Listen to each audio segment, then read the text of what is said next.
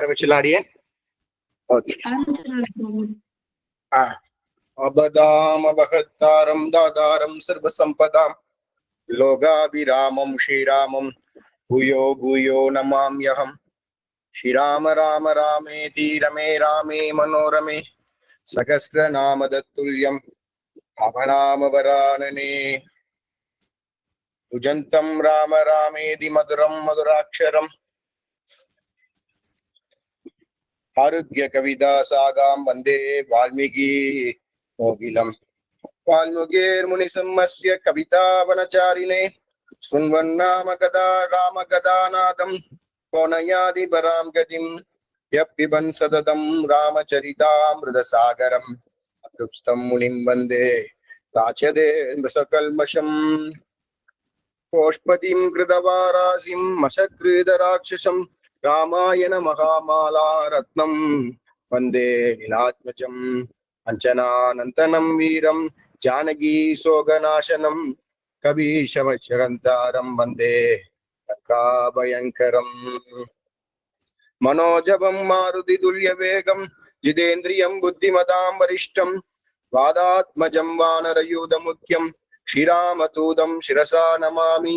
உல்லங்க சிங்கோ சலிலம் ஷலீலம் யக்யோக விக்னிம் ஜனகாத்மஜாய ஆதாய தேனைவ ததாகலங்காம் நமாமி தத் பிராஞ்சலிர் ஆஞ்சநேயம் ஆஞ்சநேயம் அதிபாடலானந்தம் காஞ்சனாத்ரிக மகனீய விக்கிரகம் பாரிஜாத தருமூலவாசினிம் ஆவயாமி பவமானநந்திரதும். யத்ர யத்ர ரகுநாத கீர்த்தனம் தத்ர தத்ர கிருதமஸ்தகாஞ்சலிம் பாஸ்பவாரி பரிபூர்ணலோக்ஷணம் மாருதிம் நமத ராட்சசாந்தகம்.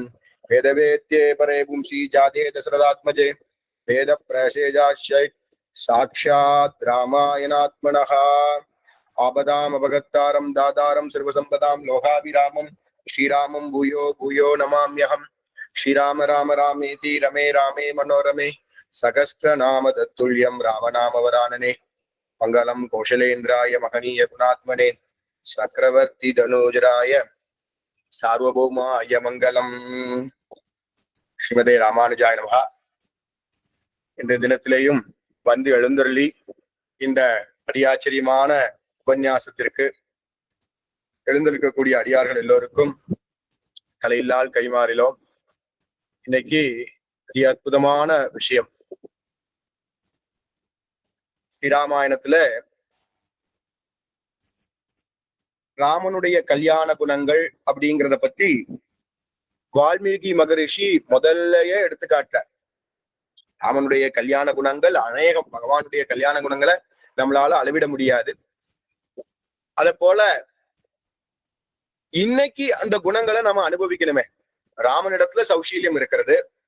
இந்த சௌஷீல்யத்தை ஆழ்வார் ரொம்ப அற்புதமா காட்டுறார். எங்க? நம்முடைய காட்கரையப்பன் அப்படிங்கிற திவ்யதேசத்துல. அத ஒரு சூர்ணிய, அப்ப மத்த எல்லா பெருமாள்கிட்டையும் சௌஷீல்யம் இல்லையா அப்படின்னா, அந்த பெருமாள் இடத்துல உள்ள பாசுரங்கள்ல அதை வலியுறுத்தி அதனுடைய அர்த்தத்தை காட்ட. லோகத்தில் தட்டுமாறும் சீலம் காட்கரையிலே கரையடிக்கும். ராமனை பத்தி எத்தனையோ தெரியும் சௌஷீல்யத்துக்கு. கமநாட்டாழ்வான் காட்டுறார். புகனோடும் ஐவரானோம் புண்ணுசிவந்தான் மகனோடும் மறுவரானோம்னு சொல்லி வரிசையா அந்த பாசுரங்கள்ல எப்பேற்பட்ட எம்பெருமான் இறங்கி வந்தார். இத போல இந்த மலையாள திவ்ய தேசங்களுக்கு நம்ம எல்லாம் செல்லணும். இதுவாவே 108 திவ்ய தேசங்களை அனுபவிக்க வேண்டியது நம்முடைய கர்த்தவியம். அது சுவாமி ராமானுஜர் காட்டியிருக்கார். ஒவ்வொருவருக்கும் அந்த திவ்ய தேசங்கள்ல ஆர்த்தி வரணும் அப்படிங்கிறது ஒரு முக்கியமான விஷயம். அதனால இந்த ரெண்டையும் ஒரு சேர அனுபவிக்க வேணும் அப்படின்னு கோஷ்டியாருடைய ஒரு ஆசை. அதன்படி நம்ம எல்லாம் இன்னைக்கு இந்த விஷயத்தை எடுத்து சொல்ல போறோம். அவசிய அடியார்கள் இருந்து அனுபவிக்க வேணும். முடிஞ்சா குறிப்புகள் கூட எடுத்துக்கோங்க, உங்களுக்கு அது நல்ல பயன்படும் என்று பிரார்த்தித்து அமைகிறோம். ஸ்ரீமதே ராமானுஜாய நமஹ. இந்த ஒரு முக்கியமா முதல்ல ராமனுக்குன்னு உண்டான குணங்கள், பகவான் எண்ணிறந்த அவதாரங்கள்ல தன்னுடைய ஒழுக்கம், சத்தியம், கருணை, பொறுமை, வீரம், சாந்தி, மனிதநேயம், தானம், நேர்மை, தூய்மை, இந்த பண்புகள்லாம் நம்முடைய மனித வாழ்க்கைக்கு கண்டிப்பா இன்றியமையாது. இதெல்லாம் நமக்கு வேணும். அப்ப இதுக்கெல்லாம் ஒரு பிராக்டிக்கலா ஒரு கைடு வேணுமே, ஒரு எடுத்துக்காட்டு வேணுமே, ஒரு ரோல் மாடல் வேணுமே. அந்த அவதாரம்னு சொன்னா அது ஸ்ரீராம அவதாரம். அப்ப இந்த ஸ்ரீராம அவதாரம்ங்கிறது எப்படி நம்முடைய வாழ்க்கையில கடைபிடிக்க வேண்டியதான ஒழுக்கம் என்ன, சத்தியம் என்ன, கருணை என்ன, பொறுமை என்ன, வீரம் என்ன, சாந்தி என்ன, மனிதநேயம் என்ன, தானம் என்ன, நேர்மை என்ன, தூய்மை என்ன, இவற்றை எல்லாம் காட்டுவதற்கு இந்த ராம பிரபாவம் ரொம்ப முக்கியம். அப்படி சீதாராமர் வாழ்ந்து காட்டிய அந்த உயரிய சீரிய பண்புகளை நமக்கு எல்லாம் தெரிஞ்சின்றாலே நம்முடைய வாழ்க்கையில ஒவ்வொருத்தருக்கும் நல்ல செழிப்பாகவும் சாந்தியும் பக்தியும் மலரும் என்பதுல எந்த ஒரு சந்தேகமும் இல்லை. அப்படி இந்த பாரத தேசம் முழுக்கவே ராமனுடைய திருவடிப்பட்ட இடங்கள் தான். அந்த கஷேத்திரங்கள்லாம் நம்ம போய் சேவிக்கணும். அப்படி சேவிக்கும் பொழுதே நம்முடைய பாவங்கள் எல்லாம் போகும். நம்ம இருந்த இடத்துல இருந்தே ராமநாமத்தை சொன்னாலே அத்தனை பாவங்களும் தொலைஞ்சு நற்கதி கிடைக்கும். அதான் ராமநாமாவுடைய ஏற்றமே அதுதான்.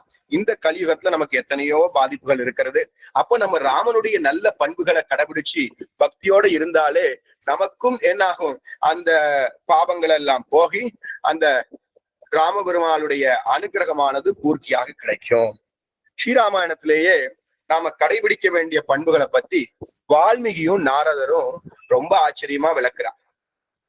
ஒரு நாள் தன்னுடைய ஆசிரமத்திற்கு, அதாவது இப்ப எங்க ஆசிரமம்னா வால்மீகி முனிவர் ஆசிரமம், இன்னைக்கும் காட்டூர் இந்த பிட்டூர் அப்படிங்கிற இடத்துல அந்த வால்மீகியினுடைய ஆசிரமம் இருக்கிறது. கான்பூர் அருகாமையில இருக்கிறது. அங்க தேவரிஷியான நாரதர மகரிஷி இடத்துல வால்மீகி முனிவர் கேட்கிறார். அற்புதமான ஸ்லோகம். கோன் பஸ்மின் ஜாம்பிரதம் லோகே குணவான் கஷ்ய வீரியவான் தர்மஜ்ஞ கிருதஜ்ஞ சத்யவாக்யோ திருடபிருதஹா சாரித்ரேன சகயுக்தஹா சர்வபூதேஷு கோகிதஹா வித்வான் கஷ்யமர்த்தஸ்ய கஷ்யைக பிரியதர்ஷனகா ஆத்மாவான் ஜிதோக்ரதகா துதிமான் கோணசுயகா கஷ்யபிப்யதி தேவாஸ்ய ஜாதரோஸ்ய சம்யுகே. இது பாலகாண்டத்துல உள்ள சர்க்கங்களை நம்ம பார்க்கிறோம். இதனுடைய அர்த்தம் என்ன? கோன்வஸ்மின் ஜாம்பிரதம் லோகே குணவான். குணவான்னா நல்ல குணமுடையவன் யார்? மேல என்ன சொல்றார்? தர்மவான். என்னது? குணவான். வீரியவான், நல்ல வீரம் அறிந்தவன் யார்? தர்மவான், தர்மம் அறிந்தவன் யார்? கிருதஜ்ஞகா, கிருதஜ்ஞகான்னா செய்நன்றி உள்ளவன் யார்? சத்திய வாக்கியோ, உண்மையை உரைப்பவன் யார்? உறுதியான முடிவெடுப்பவன். அதுதான் திருடபிரதஹா அப்படின்னு ஒரு 6வது குணத்தை சொல்ற. 16 குணங்களை பட்டியலிடுற. அதுல சாமர்த்தியமானவன், சாரித்ரேன சகோயுக்தகா அப்படின்னு சொல்ற. எப்போதும் காண இனிமையானவன், சர்வபூதேஷு கோகிதகா, அப்பொழுதும் ஆத்மாவை உடையவன், வித்வான் சமர்த்தஸ்ய. என்னன்னு ஆச்சரியமா காட்டுறார் பாருங்க. அப்போ கோபத்தை வென்றவன், அதன் மேல சொல்றார். ஒளியுடையவன், பொறாமையற்றவன், பிரியதர்ஷனகா, ஆத்மான்க ஜிதோக்ரதகா, துதிமான் கோணசுயகா, பொறாமையற்றவன், தேவர்களும் தேவாச்ச சாதரோஷிய, தேவர்களும் நடுங்கும் சினமுடையவன். இப்படி 16 குணங்களையும் உடைய ஒரு நபர் யாருன்னு கேட்கிறார். அந்த கேள்விக்கு பதிலாகவே நமக்கு அமையப்பட்டிருக்கிறது, இக்ஷ்வாகு வம்சத்திலே பிறந்த ஸ்ரீ ராமபிரபுவே அனைத்து மங்களமான குணங்களும் நிறைந்த எம்பெருமான் அப்படின்னு நாரதர் அதி அற்புதமா விடை கொடுக்கிறார். அதுல இந்த குணங்களைத்தான் நம்ம இப்போ ராமாயணத்துல நம்ம எங்கன்னு தெரிஞ்சுக்கிட போறோம். அதை விட பிரதானமா என்ன பண்ண போறோம்னா, இப்ப நம்ம விர்ச்சுவல் டூரா மலையாள திவ்ய தேசத்துக்கு போக போறோம். இப்போ 2 விஷயங்கள் பார்க்க போறோம். ராம பிரபாவம், மலையாள திவ்ய தேசம். அப்ப மலையாள திவ்ய தேசம் சொல்லும் பொழுது அது என்ன, அந்த திவ்ய தேசத்து எம்பெருமான்ட்டு அந்த குணங்களை ராமர் எப்படி காட்டியிருக்கார், இந்த வைபவத்தை பார்த்து அனுபவிக்க வேணும். அதற்கு ஒரு அறிமுகத்தை கொடுத்துருவோம். இந்த ஸ்ரீ வைஷ்ணவ திவ்ய தேசங்கள்னு சொன்னா 108 திவ்ய தேசங்கள். இந்த 108 திவ்ய தேசங்கள்மே ஆழ்வார் 11ஆலும் பாடப்பெற்ற திருத்தலங்கள். அதுல பகவான் பரமபதத்திலும் திருப்பார்க்கடலிலும் எழுந்திருந்தாலும் கூட இந்த பக்தர்கள் எல்லாம் உயிர்ப்பிப்பதற்காக, நசிப்பதற்காக எம்பெருமான் மச்ச, கூர்ம, வராக, நரசிம்ம, வாமன, பரசுராம, ராம, கிருஷ்ண, பலராம, கல்கி, இந்த மாதிரி மீனோடு ஆமை, கேளல், அரி, குரலாய், முன்னுவிராமனாய், தானாய், பின்னுவிராமனாய், தாமோதரனாய், கற்கியுமானான். இதுலதான் பாருங்க ரொம்ப ஆச்சரியமான செய்தி. முன்னுவிராமனாய்ன்னு ஒரு ராமனை சொல்லிட்டார், பின்னுவிராமனாய் ஒரு ராமன் சொல்லிட்டார், அப்புறம் நடுவில் ராமனாய்ன்னு சொன்னாதானே பாட்டுக்கு சமம். ஆனா இந்த இடத்துல ஆழ்வார் பாருங்க, இந்த தசாவதாரத்தை பத்தி சொல்லும் பொழுது தானாயின்னு ஒரு சப்தத்தை சொல்றார். ஏன் மத்த அவதாரங்கள்ல தானாய் சொல்லாமல் இந்த ராம அவதாரத்துல சொல்றாருன்னா, நமக்கு அதுதான் இன்னொரு நம்மாழ்வார் தன்னுடைய பாட்டுல சொல்றார், கற்பார் ராமபிரானை எல்லால் மற்றும் கற்பரோன்னு காட்டார். நாம் கற்பதற்கு ஒரு விஷயமானால் அது ராமனிடத்துல தானே. அதனாலே அந்த ராமன் தானே புற்பா முதலா புல்லரும்பாதி ஒண்ணுனே எத்தையும் விட்டு கொடுக்காம சர்வத்தையும் மோட்சத்துக்கு அனுப்பினார். ஆக இந்த அவதாரங்களிலே நாம் கொண்டாடக்கூடிய அவதாரம் ராம அவதாரம். இப்ப இந்த விப அவதாரம் சொல்லியாச்சு. பகவான் முதல்ல எங்க இருக்கா? ஏஷநாராயண ஸ்ரீமான் ஸ்ரீரார்ணவ நிகேதனகா நாகபரியந்த முத்தியஜ தியாயத்தோ மதுராம்புரின்னு ஒரு ஸ்லோகம். அதாவது பர வியூக விபவ, இந்த விபவதாரங்களை பார்த்தாச்சு. ஆனா இந்த விபவதாரங்கள் நடந்த காலத்துல நமக்கு முற்பட்டவே ஆயிடுத்து. வராகனையோ நரசிம்மனையோ ராமனையோ கிருஷ்ணனையோ நம்மால சேவிக்கக்கூடிய பாக்கியத்தை நாம் இழந்தோம். நாமோ இப்பொழுது கலியுகத்திலே வாழ்ந்து வருகின்றோம். அப்ப நமக்கு பகவான் காட்சி கொடுப்பதற்கு எப்படி இருக்கா அப்படின்னு பார்த்தேன்னா, இன்னைக்கு இந்த 108 திவ்யதேசங்களான அர்ச்சா ரூபத்திலே நம்ம பக்கத்துல இருக்கக்கூடிய எல்லாமே நம்ம ஆத்த பெருமாளா இருந்தாலும் இந்த மாதிரி தமருகந்தது எவ்வுருவம் அவ்வுருவம் தானே அப்படின்னு சொல்ற. ஆசுகவி பிள்ளை பெருமாளையங்கார்னு ஒரு சுவாமி, அந்த சுவாமி இந்த 108 வகைப்படுத்துறா. அதோடைய பெருமையை சொல்லும்படியா ஒரு 2 பாசுரத்தை மட்டும் உதாகரிக்கிறேன். மண்ணில் அரங்க முதல் வைகுந்த நாடளவும் என்னும் திருப்பதி 108 நன்னுவார் கற்பார் துதிப்பார் கருதுவார் கேட்டிருப்பார் பொற்பாதம் என் தலைமேல் பூ அப்படின்னு சொல்றார். யாரெல்லாம் இந்த திவ்ய தேசங்களை பற்றி கற்றாலோ பாடினாலோ நினைத்தாலோ கேட்டாலோ அதை செய்பவனுடைய பாதங்கள் என் தலையாலே தாங்குவேன் அப்படின்னு கொண்டாடுறார் இந்த திவ்ய தேசங்கள்ல. அதுல இந்த திவ்ய தேசங்களை அவரே வகைப்படுத்துறார், எப்படி எப்படி இந்த திவ்ய தேசங்களை எண்ணிக்கை கொள்ள வேணும் அப்படின்னு. பாசுரத்துல 108 திவ்ய தேசம் சொல்லிட்டாரா. இப்போ 20 சோழம் 9 பாண்டி 13 மலைநாடு 2 சீர் நடுநாடு 6 8 தொண்டை அவ்வடநாட்டிரோடும் கூறும் திருநாடு ஒன்றாக கொள் அப்படிங்க. அதாவது இந்த 108 திவ்யதேசங்கள்ல 20 சோழம், 20ன்னா 2 20 எத்தனையா எடுத்து 40 திவ்யதேசங்கள் சோழ நாட்டு திவ்யதேசங்கள் சொல்லிட்டார். அப்புறம் என்ன சொல்றார்? 9 பாண்டி, பாண்டி நாட்டு திவ்யதேசங்கள் எத்தனை அப்படின்னு பார்த்தா பாண்டி நாட்டு திவ்யதேசங்கள் அழகா கணக்கு சொல்றார். 9 18 திவ்யதேசங்கள் பாண்டிய நாட்டு திவ்யதேசங்களாக கொள்ள வேண்டும் அப்படின்னு அவரே காட்டார். மேல என்ன சொல்றார்? 13 மலைநாட்டு திவ்யதேசங்கள் 13, 2 சீர் நடுநாடு நடுநாட்டு திவ்யதேசங்கள் 2. அப்புறம் மேல என்ன சொல்றார்? 6 8 தொண்டை, அதாவது 22 திவ்யதேசங்கள் தொண்டை நாட்டு திவ்யதேசங்கள்னு கொள்ள வேண்டும். மேல என்ன சொல்றார்? பரமபதம் ஸ்ரீவைகுண்டம் இருக்கிறது, அந்த ஸ்ரீவைகுண்டம் ஒன்னாகவும் திருப்பார்கடலை சேர்த்து திருப்பதியிலிருந்து அயோத்தியா மதுரா நைமிசாரண்யம் பத்ரிநாத் புத்திநாத் எல்லாம் சேர்த்து துவாரகா எல்லாம் சேர்த்து 12 திவ்யதேசங்கள் வடநாட்டு திவ்யதேசங்கள் இப்படின்னு பிரிச்சிருக்கா. இது பெரியவர்கள் பார்த்து சொல்றது. இதுல கிட்டத்தட்ட 82 திவ்யதேசங்கள் நம்முடைய தமிழ்நாட்டிலே இருக்கிறது. இன்னும் சொல்ல போனா 84 இந்த திருவன்பரிசாரம் திருவட்டாறு 2மே இன்னைக்கு தமிழ்நாட்டுல தான் இருக்கிறது. பாக்கி 13 திவ்யதேசத்துல 11 தான் கேரளால இருக்கிறது. மீதி 2மே திருவாட்டாறு நம்ம பக்கத்துல மார்த்தாண்டத்துக்கு அருகாமையில இருக்கிறது. நாகர்கோயில் பேருந்து நிலையத்துக்கு பக்கத்திலேயே திருவன்பரிசாரம் திவ்யதேசம் இருக்கிறது. ஆக மொத்தம் இப்ப மலைநாடு தமிழ்நாட்டுல இருந்து இந்த பக்கம் அருகாமையில இருக்கிறது, அந்த பக்கம் கோயம்புத்தூர், அந்த பக்கம் பாலக்காடு, அது மாதிரி போயிடலாம். இப்போ இந்த திவ்யதேசம், இந்த திவ்யதேசத்துல பார்த்தீங்கன்னா சேரநாடு மலைநாடு அப்படின்னு கொண்டாடினா மலைநாட்டு திவ்யதேசங்கள். இந்த திவ்யதேசத்தை பிரதானமா சுவாமி நம்மாழ்வார் பாடியிருக்கார். அந்த நம்மாழ்வார் பாடின திவ்யதேசங்கள் 12 திவ்யதேசங்களை சுவாமி நம்மாழ்வார் மங்களாசாசனம் செய்துள்ளார். அதுக்கப்புறமா திருவித்துவக்கோடுன்னு ஒரு ஆச்சரியமான திவ்யதேசம்.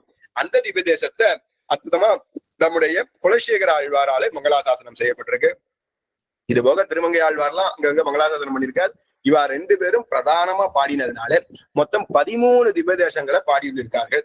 இந்த 13 திவ்யதேசங்களும் ரொம்ப சிறப்பு வாய்ந்த திவ்யதேசங்கள், ஆச்சரியமான திவ்யதேசங்கள். அதனுடைய சன்னிவேஷம், அமைப்பு, அவளுடைய வழிபாட்டு முறை எல்லாமே தமிழ்நாட்டுல இருந்து வேறுபட்டது. ஆச்சாரத்துக்கும் அனுஷ்டானத்துக்கும் இன்னைக்கும் ரொம்ப மதிப்பு கொடுத்து ஸ்ரத்தையோட பண்ணுவா. நாமளுக்காக எல்லாம் 1 மணி நேரம் காத்துட்டு இருந்தோம் சுவாமி அப்படின்னு சொன்னா பண்ண மாட்டா. அது அங்க உள்ளது எல்லாம் ரொம்ப ஆச்சரியம். அந்த பெருமாளுக்கு அந்த அர்ச்சகா கைங்கரியம் பண்ணக்கூடிய சுவாமிகளை நம்பூதிரி, மேல் சாந்தி, கீழ் சாந்தி, போத்தி, இந்த மாதிரி எல்லாம் அழைப்பா. அவ எப்போதுமே நதியில தீர்த்தமாடி, அங்க உள்ள குளம் எதுக்கவே குளம் இருக்கும், அந்த குளத்துல தீர்த்தமாடி அந்த ஈர வஸ்திரத்தோட தான் இருப்பா. ரொம்ப மடியாவே இருப்பா, யாரையும் தொடறது கிடையாது. பிரசாதத்தை கொடுக்கும் போதே நம்ம மேல படாம அப்படி தூக்கிதான் போடுவா. பழம், புஷ்பம், சந்தனம், திருத்துழாய் இதெல்லாம் நம்ம இருந்து நீங்க படியில வச்சுட்டு போங்க, நாங்க எடுத்துக்கிட்டோம், நீங்க கையில வாங்கும் போதே தூக்கி டொபிலின்னு தான் போடுவா. இப்படிதான் அவளுடைய வழக்கமே. கண்டிப்பா எந்த பக்தர்களும் சட்டை போட்டுட்டு போக முடியாது, பாரம்பரிய உடையில போகணும். பெண்களுக்கும் அதே மாதிரி திருவனந்தபுரம், குருவாயூர்ல எல்லாம் சில கண்டிஷன்ஸ் வச்சிருக்கா, அதன்படிதான் இருக்கணும். நெத்தியில எல்லாரும் சந்தனம் வச்சுட்டு இருக்கா.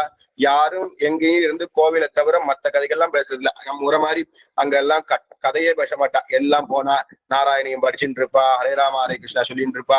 எத்தையோ பகவான் நாம சொல்றது, அந்த பெருமாளை உருகி உருகி சேவிக்கிறது எல்லாம் ரொம்ப ஆச்சரியமா இருக்கும். அது அந்த திவ்ய தேசங்கள்ல இருக்கும். இதுல ரொம்ப முக்கியம் அந்த கோயிலுடைய நேரம். காத்தால 4 மணிக்கு தொடங்கினான்னா 10:30 மேல சில கோயில்கள் போனேன்னா ஒன்னபடிதான். சில கோயில்கள் 12 வரைக்கும் இருக்கும். இப்போ திருவட்டாறு, நம்ம அந்த பக்கம் திருவாரன்விளை, கொஞ்சம் கோயில்கள்ல மட்டும் கொஞ்சம் அவகாசம் கூட. ஆனா நீங்க எப்பொழுதுமே உங்க மனசுல 10:30ன்னு வச்சுக்கோங்க. ஏன்னா காத்தால நீங்க 5 மணிக்கு போயிடலாமே, அதுவே ஒரு 5-6 மணி நேரம் இருக்கிறதா. சாயங்காலம் 5 மணிக்கு கிளம்பினேன்னா 7:30, அவ்வளவுதான். சாயங்காலம் தான் டைம் ரொம்ப குறைச்சல். அது 7 மணிக்கு அந்த சிவாயை எடுத்துட்டான்னா ரொம்ப கஷ்டம். அப்படி ரொம்ப ஆச்சரியமான சன்னதிகள். எப்பொழுதுமே காத்தாலேயே ரொம்ப நம்ம பெருமாளை சேவிக்கிறதுக்கு நம்ம மார்கழியில மட்டும்தான் பழக்கம் இருக்கு. ஆனா அங்க எப்பொழுதுமே மார்கழி மாதிரி காத்தாலே சேவிக்கலாம். ரொம்ப ஆச்சரியமா இருக்கும். எப்பொழுதும் அங்க மூலவருக்கு தான் பிரதானம். நம்ம கோயில் மாதிரி உற்சவருக்கு பிரம்மோற்சவம், அதுக்கப்புறம் இப்போ பண்ணமே இப்ப எல்லா கோயில்கள்லயும் என்ன பண்ணிட்டு இருக்கோம், கல்யாண பிரம்மோற்சவம்னு சொல்லுவா, இந்த பங்குனி சித்திரையில நடக்கக்கூடியதை. அதுக்கப்புறம் அவ வருஷத்துக்கு பெருமாளுடைய நட்சத்திரத்துக்கு நடக்கும். இப்ப எங்க ஆழ்வார்லதான் 4 உற்சவம், மாசி, பங்குனி, சித்திரை, வைகாசி 4 பிரம்மோற்சவங்கள் உண்டு. அதே மாதிரி நம்பெருமாளுக்கு தை பிறந்தா தரதங்க மாட்டாருன்னு சொல்லுவா. தை, மாசி, பங்குனி, சித்திரை வரிசையா 4 மாசமும் பிரம்மோற்சவங்கள் நடந்துட்டே இருக்கும். அப்படி சொல்லுவா. உற்சவருக்கு பலி சாதிக்கிற மூர்த்தியா சின்னதா குட்டியா இருப்பார். ஸ்ரீபலிமூர்த்தி, ஸ்ரீபலிமூர்த்தின்னு சொல்லுவா. அந்த பலிமூர்த்தி யானையில வருவார். காத்தால, மத்தியானம், சாயங்காலம் 3 வேளையும் வருவார். ரொம்ப ஆச்சரியமா இருக்கும். வரும்போது அந்த பாணி வாத்தியம், பஞ்சவாத்தியம்னு கேரளாக்கே உண்டான வாத்தியம் இருக்கிறத அதை வாசிச்சுட்டு தான் வருவா. பொதுவா 10 திவ்ய தேசங்களுமே பெருமாள் சங்கு சக்கரம் கதை பத்மத்தோட தான் எழுந்தள்ளிருப்பார். நம்ம மாதிரி பவித்ரோற்சவம், பூஷாத்தி, வசந்தோற்சவம், கோட உற்சவம் அதெல்லாம் கிடையாது. ஆனா அவ என்ன பண்றா, ஆரோட்டு அப்படின்னு ஒரு உற்சவம் கொண்டாடுறா ரொம்ப விசேஷமா. ஆறாட்டு பள்ளி வேட்டை, அதாவது 9வது நாள் பள்ளி வேட்டை. நம்ம விஜயதசமிக்கு அம்பு போடுற உற்சவம் பண்ணுவேன், அதே மாதிரி பண்றா. ஆறாட்டுக்கு பெருமாளை தீர்த்தவார்த்திக்கு, இப்ப திருவனந்தபுரத்துல எல்லாம் அந்த விமான நிலையத்தையே நிறுத்தி வச்சுட்டு அப்படியே போறா இல்லையா, அந்த மாதிரி வைபவங்கள் எல்லாம் நடக்கிறது. நம்ம ஊர மாதிரி புளியோதரை, தத்தியோன்னம், அக்கார விடிசில், லட்டு, வடை ஒண்ணும் கிடையாது. எப்போதுமே என்ன வச்சுருக்கா, திருக்கண்ணமுது, அநேகமா பாயாசம், அதுல அரவணை, பால் பாயாசம் மத்தியானம். அப்போ பல கோயில்கள்லயும் அப்போ அம்சம் பண்ணுவார். அப்புறம் மதுரம்னு சொல்லி அந்த அவுள்ள கொஞ்சம் இந்த பழங்கள்லாம் சேர்த்து, தேங்காய் எல்லாம் சேர்த்து பண்ணுவா. நிறைய கோயில்கள்ல உப்பு மாங்காய் கஞ்சின்னு ஒண்ணு கொடுக்குறா. அடியனுக்கு ரொம்ப காலம் போய் இப்பதான் பத்மநாப சுவாமி இடத்துல ஒரு உப்பு மாங்காய் கிடைச்சிடுது. ரொம்ப ஆச்சரியமா இருந்தது. இன்னைக்கும் அந்த வழக்கங்கள் இருக்குங்கிறது ரொம்ப விசேஷமா தெரிஞ்சுட்டேன். அதாவது அந்த வைபவத்தை சொல்லும் பொழுது அதை சொல்லுவோம். பிரதானமா நதிகள்னு பார்த்தேன்னா எல்லா இடங்களையுமே பச்சை பசேல்னு இருக்கும். அப்படின்னு நதிகள் சலசலத்து ஓடக்கூடியதா இருக்கும். பாரத புலா, பம்பை அப்படின்னு ஒரு 2 நதி பிரதானமா ஓடுறது மலையாள திவ்ய தேசங்கள்ல. நம்மாழ்வாருடைய தாயார் அவதரிச்ச உடையனங்கார் அவதார ஸ்தலமும் திருவன்பரிசாரம். அதனால ஆழ்வாருடைய பாசனத்திலே பல இடங்கள்ல மலையாள வாசனை அற்புதமா வீசும். அப்படி எப்பொழுதுமே நம்முடைய தமிழ்நாட்டை காட்டிலும் அங்க அப்படியே ஒரு மனசு லயிக்கக்கூடியது, ரொம்ப கவரக்கூடியது. அப்படிப்பட்ட திவ்ய தேசங்களை நம்ம அனுபவிக்க போறோம். அந்த திவ்ய தேசங்கள்லயே ரொம்ப முக்கியமா சுவாமி நம்மாழ்வாருடைய திருவுள்ளத்துல என்ன இருக்கோ அது அவருடைய உள்ளத்திலே காட்டப்பட்ட குணங்களை ஒருத்தர் சூத்திரமா எழுதியிருக்காரு. அதற்கு ஆச்சாரிய கிருதியம் பேரு. அது சுருக்கமா இருக்கும், சுருக்கமான சொற்களோட இருக்கும். ஆனா அதுல இருந்து பொதிந்துள்ள அர்த்தங்கள்ங்கிறது நிறைய இருக்கிறது.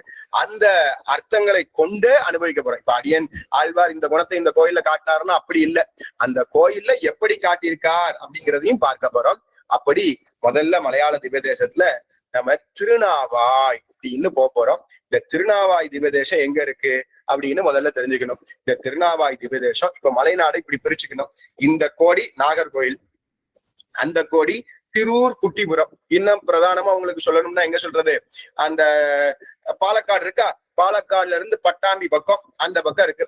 அப்படி குருவாயூருக்கு ஒரு மணி நேரம், இந்த பக்கம் ஒரு 30 கிலோமீட்டர், இந்த பக்கம் இப்படி ஒரு வி ஷேப்ல குருவாயூர் மத்தியமா, இந்த பக்கம் போனா திருநாவாய், கோயம்புத்தூரை பார்த்து போனா திருவித்துவக்கோடு, இப்படியாக இந்த திவ்யதேசங்கள் அமைந்திருக்கும். அவசியம் அடியார்கள் சேவிக்க வேண்டிய திவ்யதேசங்கள். அதுல இப்ப முதல்ல நம்ம பார்க்க பொழுது திருநாவாய் அப்படின்னு திவ்யதேசம். இந்த திருநாவாய் திவ்யதேசம் நாவாய் முகுந்தனாக பெருமாள் எழுந்தருளி இருக்கிறார். பலரும் மலைநாடு சேவிச்சிருப்பேன். ஒரு தடவை அப்படியே நம்ம மனசை அங்க கொண்டுட்டு போவோம். நாவாய் நாராயணன் முகுந்தன் பெருமாளுடைய திருநாமம். தாயார் மலர்மங்கை நாச்சியார் செங்கமல தீர்த்தக்கரையில லக்ஷ்மி கஜேந்திரன் நவயோகிகளுக்கெல்லாம் காட்சி தந்துட்டு வேத விமானத்து கீழேயே எம்பெருமான் எழுந்தள்ளியிருக்கான். சுவாமி நம்மாழ்வாராலையும் திருமங்கையாழ்வாராலையும் மங்களாசாசனம் பண்ணப்பட்ட திவ்யதேசம். நவயோகிகள் ஸ்தலம்ங்கிறது தான் மருவி நாவாய்னு வந்துடுது. பகவானே நாவாய் தானே. நாவாய்னா படகு. படகுன்னா என்னது? சாரமற்ற சம்சார கடலை தாண்டுவதற்கு ஒரு படகு வேணுமே, அந்த படகாகவே எம்பெருமான் இருக்கா.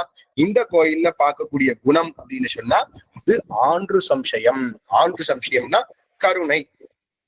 அந்த கருணை எப்படி ராமர்கிட்ட அப்படின்னு பார்க்க முன்னாடி லகுவா அந்த ஸ்தல மகாத்மியத்தையும் பார்த்துருவோம். இந்த திவ்ய தேசத்துல கஜேந்திரன் எம்பெருமான் ரெண்டு பேருமே, கஜேந்திரன் எம்பெருமான் அந்த வாரணம் தொலைத்த காரணம் தானே சொல்றாங்க.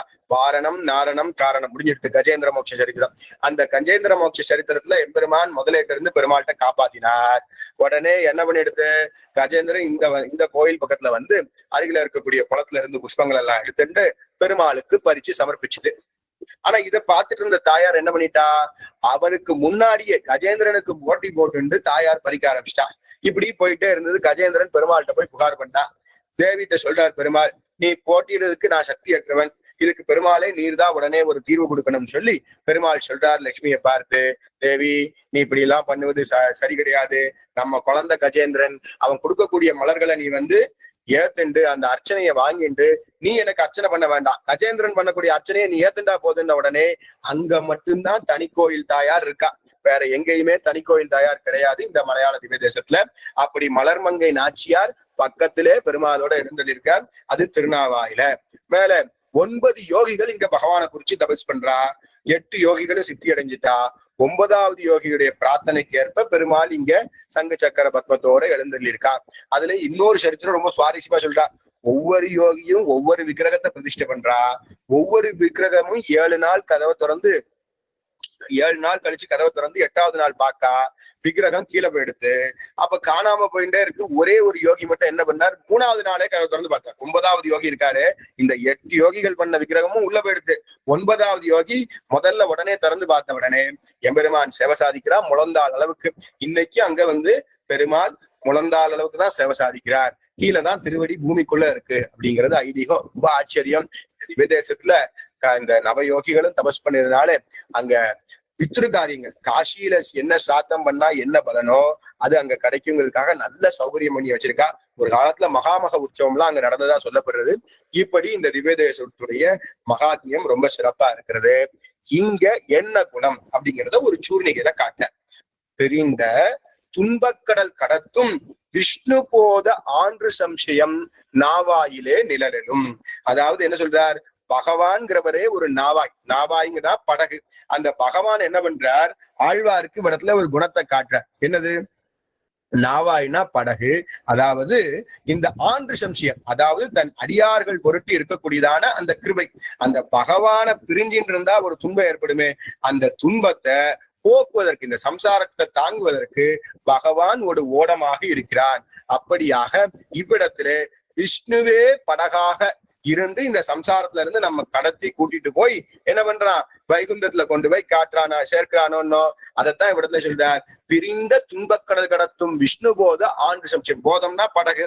அப்படி இந்த திருநாவாயில பகவான் ஒரு முகுந்தன் ஓடமாகவே இருக்கிறார். மூன்னா என்ன, மூன்னா மோட்சம், கூன்னா பூமி, ததாதி மோட்ச பூமியை கொடுக்கும் எம்பெருமானாக திருநாவாய் முகுந்தனாக எம்பெருமான் ஆச்சரியமாக சேவை சாதிக்கிறான். இப்படிதான ராமனும் கொடுத்தான். ராமன் எப்படி கொடுத்தான், அன்னு சராசரங்களை வைகுந்தத்தேத்தி அடலரவ பகையேறி அசுரதம்மை வெண்ணுன்னு ஆழ்வார் பாடுறார். எல்லாருக்கும் எம்பெருமான் மோட்சத்தை கொடுத்தான், யாரையும் விட்டு வைக்கிறார். அப்படி ரொம்ப ஆச்சரியமாக எம்பெருமானுடைய ராமாவதாரத்துல அந்த ஆன்று சம்சயம் அப்படிங்கிற குணத்தை ரொம்ப ஆச்சரியமா காட்டுறார். பல இடங்கள்லயும் காட்டுறார். குறிப்பா ஒரு இடம் ரெண்டு இடம் சொல்ல முடியாது, எத்தனையோ இடங்கள்ல ஆந்திர சம்சயம் அப்படிங்கிற குணத்தை ரொம்ப ஆச்சரியமா எம்பெருமான் காட்டுறார். அந்த கருணை ராமனுக்கே உண்டானது அந்த கருணை. அந்த கருணையினாலதான் ராமனுடைய அவதாரம். அந்த அவதாரத்துக்கே என்ன சொல்றது, ஒரு ராவராவண யுத்தம் நடக்கிறது, ஆகாயத்துல தேவர்கள் எல்லாரும் ராமரை போட்டின்னு இருக்கா. அப்போ பார்த்து ராமன் கேட்கிறா இந்திரன்ட்ட, என்ன சொல்றான் தெரியுமா, எனக்காக இந்த உயிர் துறந்த குரங்குகளுடைய உடல் எல்லாம் பாதுகாத்து வச்சுட்டு இருக்கேன், அவர்கள் உயிரெல்லாம் மீட்டு கொடுத்துட்டு இருப்பா அப்படின்னு கேட்கிறான். உடனே இந்திரன் என்ன பண்றான், எல்லா குரங்குகளையும் உயிர்ப்பிச்சுட்டான். அப்புறம் என்னது, ராவன் இத பார்த்துட்டு இருக்கான். பக்கத்துல விபீஷ்ணன் இருந்தானா, விபீஷ்ணா நீ இங்க வா, உன்னுடைய அரக்கர்கள் உடல் எல்லாம் கொண்டு வா, அந்த இறந்த அரக்கர்கள் எல்லாம் கொண்டு வா, அவர்களுக்கு உயிர் பிச்சை கொடுப்போம். எய்தவனுக்கு அம்பன் வந்து என்ன பயன், இவாளுக்கெல்லாம் நம்ம ரட்சணம் காட்டணும் அப்படின்னு தயக்கத்தோட பூர்ணா ராமனுடைய கருணையை பார்க்கிறார். இந்த கருணையை பார்த்துண்டு அப்படியே கண்டு உருகிறான் விபீஷணன். அந்தோ இறந்த அரக்கர்களின் உடலை ராவணன் உடனுக்குடன் கடலில் வீசிவிட்டானே, என் செய்வேன் என்று கூறி ராமன் வருத்தப்பட்டானா. இப்படி பண்ணிட்டானே. அப்போ உதவி செய்த குரங்குகளுக்கு மட்டும் உயிரம் வீட்டினாங்கிறது தர்மமா இருக்கலாம். ஆனா ராமனிடத்துல இருக்கக்கூடிய சிறந்த தர்மம் சொன்னா அரக்கர்களையும் மீட்க விரும்பினானே, அந்த கருணை என்பதே மிக சிறப்பான தர்மமாக ராமனிடத்துல இன்னைக்கும் போட்டப்படுகிறது. அப்படி ராமனை போல பகைவர்களை நம்ம எல்லாம் காக்காட்டும் கூட நம்ம யாரையும் வெறுத்து அவள்கிட்ட வஞ்ச தீர்க்க நினைக்காம இருந்து நம்மளை இது பண்ணிக்கிறதே பெரிய கைங்கரியம். இப்ப நம்ம என்ன பண்ணோம்னா, நம்ம வெறுக்க கூடாது, யாரையும் எக்காரணத்தை கொண்டையும் வெறுக்க கூடாது என்பது இந்த ராமாயணத்துல நமக்கு ஒரு கருத்தாக நம்ம இதை எடுத்துக்கணும். இதே மாதிரி பிராட்டியும் அதே மாதிரி ரொம்ப ஆச்சரியம் பண்ணா. பெருமாளுடைய கருணையை மட்டும் சொன்னா பிராட்டியுடைய கருணையை சொல்ல வேண்டாமா? அதே மாதிரி தன் திருவடிகளை தஞ்சமாக பற்றிய காக்கை, குரங்குகள், விபீஷ்ணன் இவா பற்றி இருந்தவாளைத்தான் காப்பாத்தினா ராமன். ஆனா சீதை என்ன பண்ணா தெரியுமா, 10 மாசங்கள் துன்புறுத்திய அந்த அரக்கிகளை தன்னை தஞ்சமாக பற்றாவிட்டாலும் காப்பாற்றினான். எப்படி தெரியுமா, ராமனன் மாண்ட வெற்றி செய்தியை சொல்ல அனுமன் அசோகவனத்துக்கு வந்து சீதா பிராட்டிட்ட சொல்றான். சொன்ன உடனே அவள் ஆனந்த கண்ணீரோடு கேட்கிறா, உனக்கு என்ன கைமாறு செய்வேன் ஆஞ்சநேயா, உனக்கு என்ன செய்வேன் அப்படின்னு எழுந்து கைகூப்பினான். ஆஞ்சநேயர் கேட்கிறார், தேவி எனக்கு ஒரு கைமாறு செய்ய விரும்பினால் ஒரு அனுமதி கொடுத்தால் போதும் அப்படின்னு சொல்றா.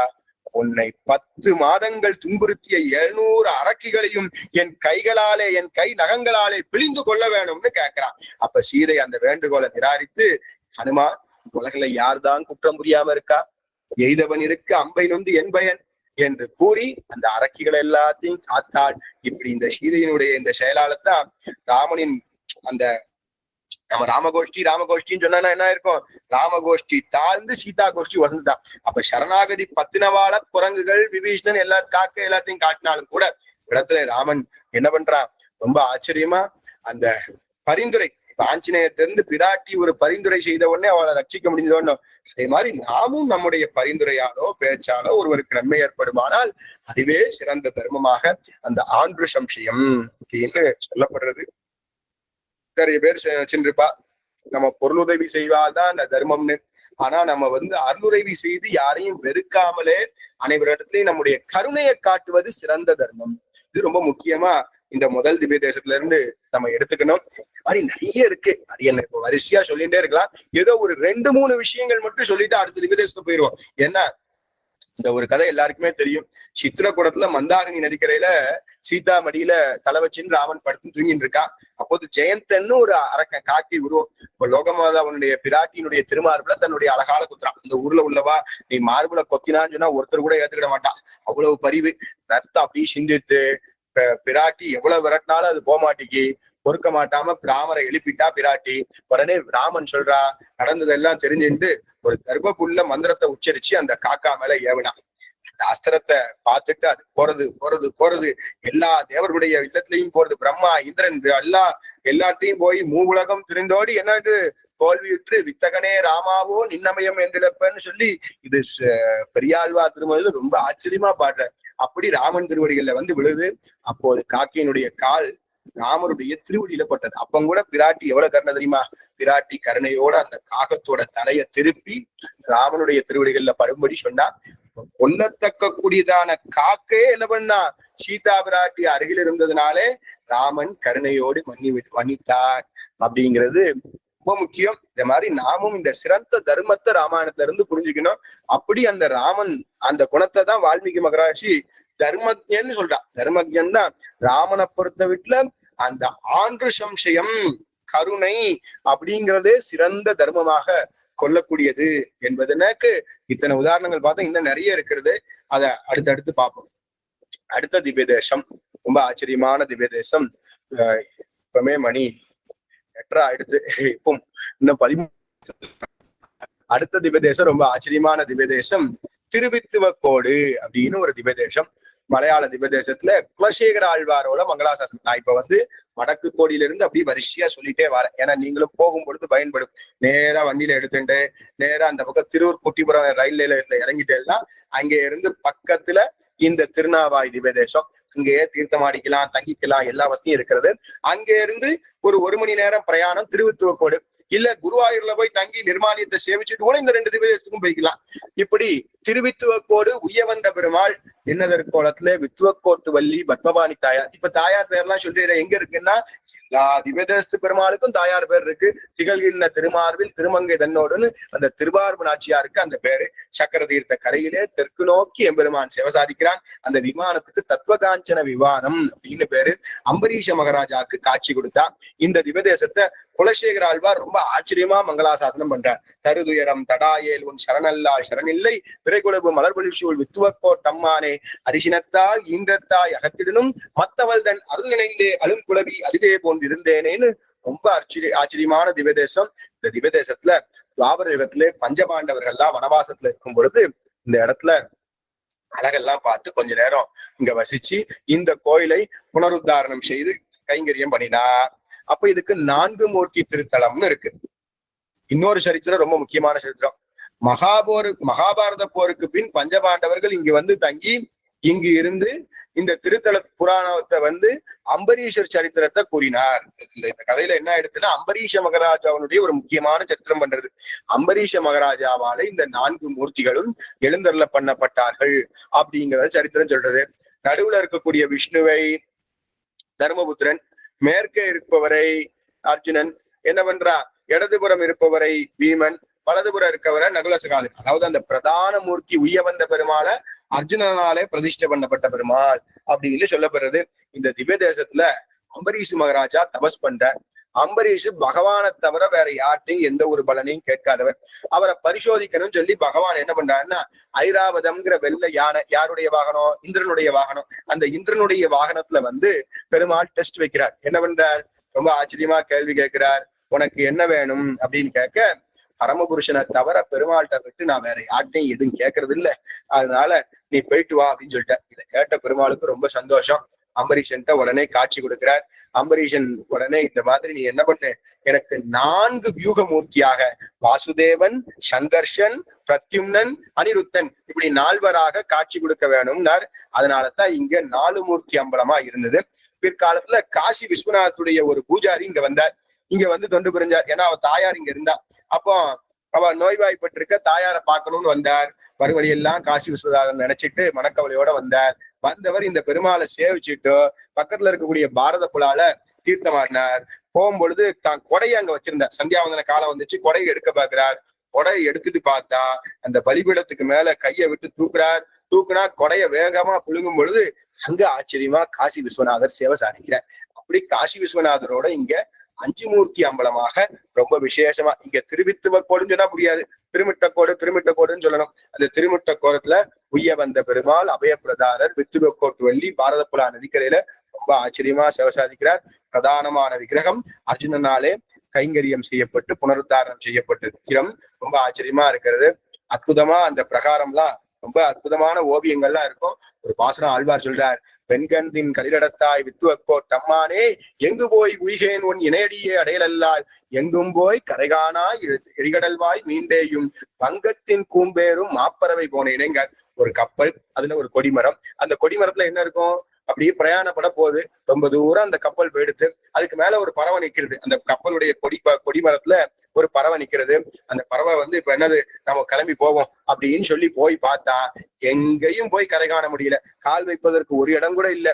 அதை போல நான் என்ன பண்ணுவேன், எங்க போய் பார்த்தாலும் உன் திருவடி இல்ல, திருவடியை விட்டு எங்கும் திரிந்தேன், உங்களிடம் கிட்டாமல் மீண்டும் உன் திருவடியே விழுந்தேன் அப்படின்னு ரொம்ப ஆச்சரியமா பாடுற. நம்ம வாழ்க்கையிலையும் கூட எத்தனையோ துன்பங்கள் வரும். அந்த துன்பங்கள் வந்தாலும் அது பிற்காலத்தினுடைய நன்மைக்குதான்.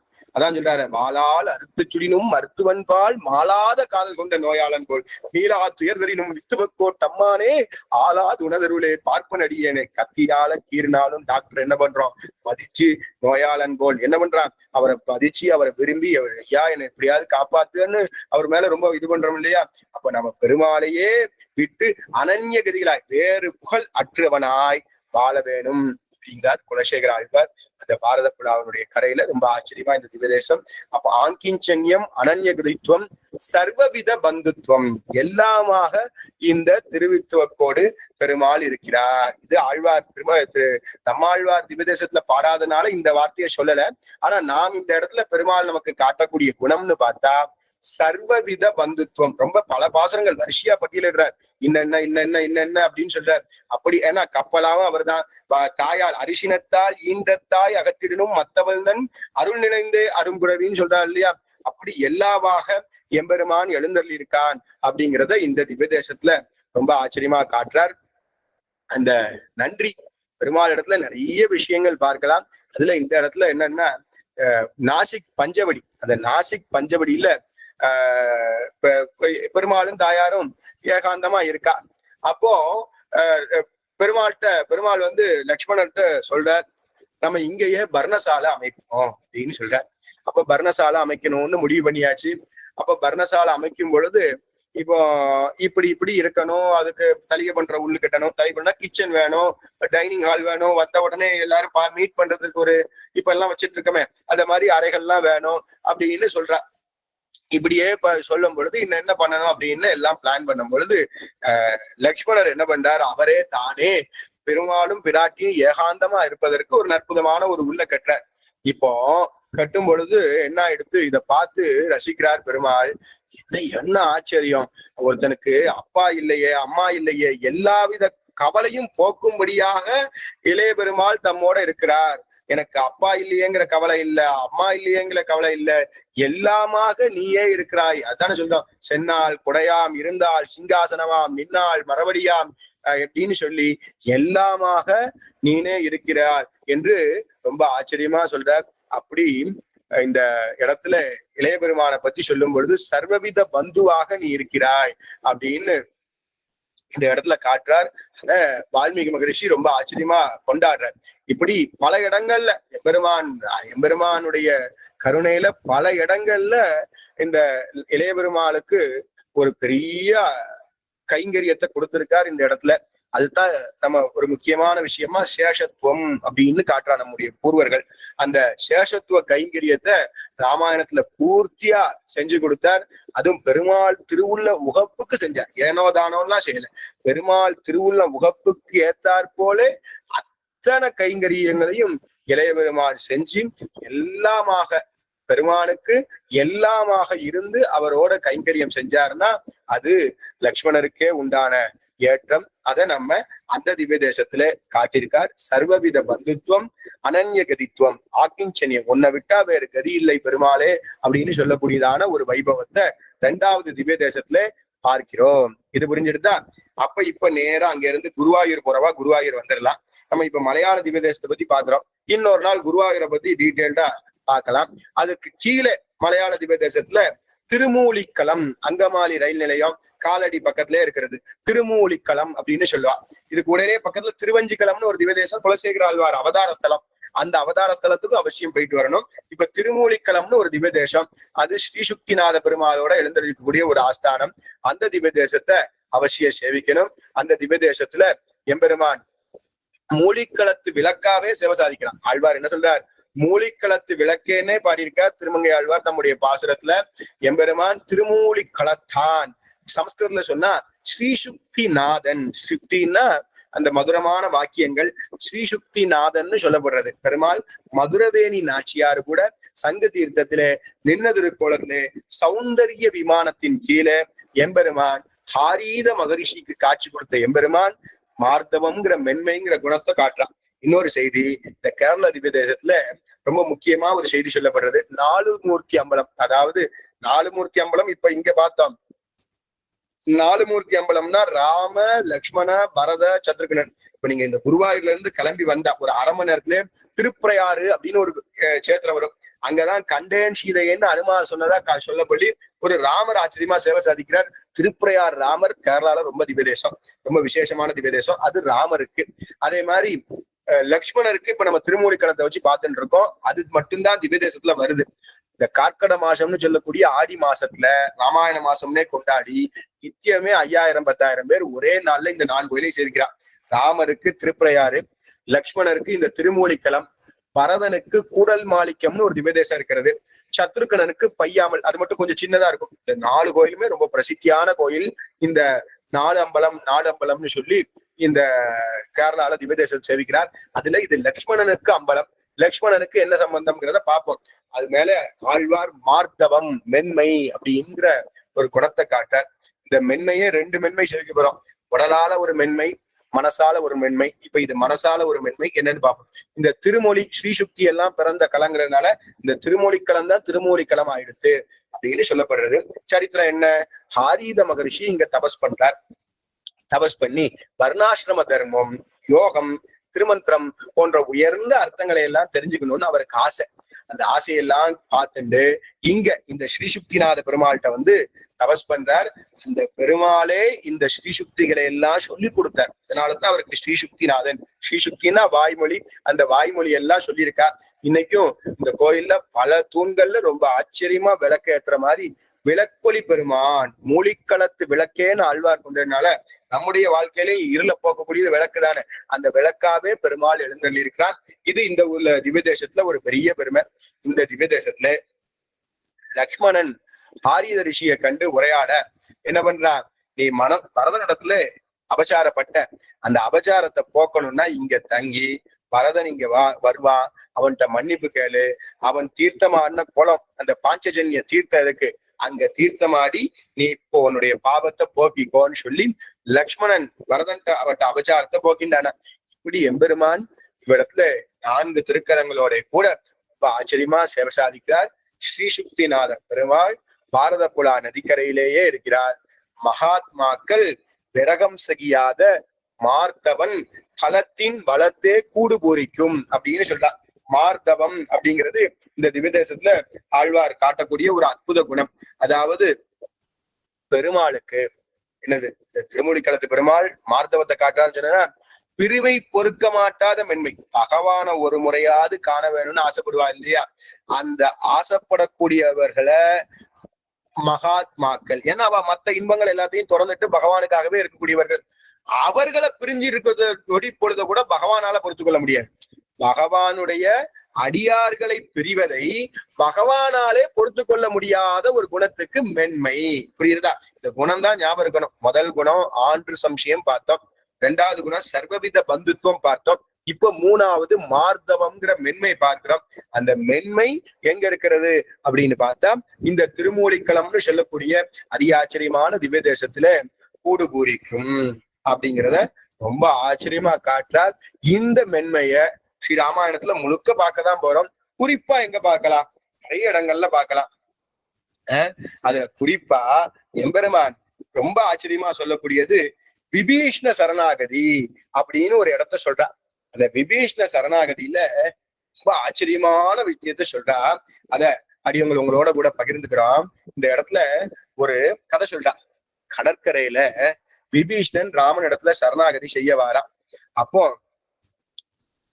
பெரிய விசாரம் நடக்கிறது, ஒரு கான்வர்சேஷன். ஒருத்தட்டியா கருத்து கேட்கிறான். அப்போ சொல்றார் ஒரு ஒரு முக்கியமான கதை சொல்றார். இந்த இடத்துல என்ன சொல்றாருன்னா, தீய அரக்கர்களுடைய குளத்துல குதித்தவனானவன் விபீஷ்ணன், அவனை ஒரு காலமும் ஏற்கக்கூடாது அப்படின்னு சுக்ரீவன் சொல்றான். ஆனா தன்னை நம்பி தஞ்சமடைந்த வந்திருக்கக்கூடியவர்களை ஒரு காலமே நான் விட்டு கொடுக்க மாட்டேன் அப்படின்னு சுக்ரீவனுக்கு ஒரு கதையை எடுத்து சொல்றாங்க. இந்த கதை ரொம்ப முக்கியமான கதை.